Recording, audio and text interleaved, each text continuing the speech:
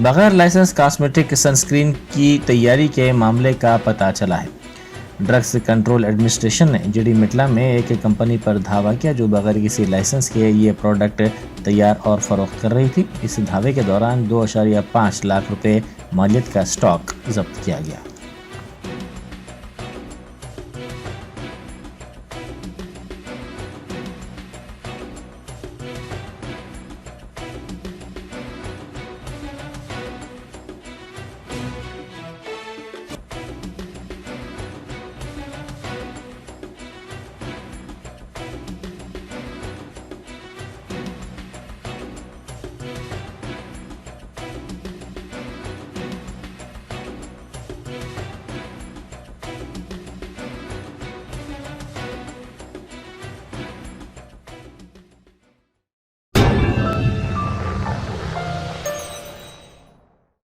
Asif sweets and bakers, Asif Nagar main road और branch blue moon sweets and bakers Tappa Chabutra हर साल की तरह इस साल भी रमज़ान के मौके पर रोज़ेदारों के लिए पेश कर रहे हैं 4 गोश्ता और असली घी में तैयार करदा 100% हाइजीन आसिफ रमज़ान स्पेशल हलीम, जो शब मेराज और शब बारात के मौके पर भी दस्तयाब रहेगी। एक बार खाएंगे तो बार बार चाहेंगे।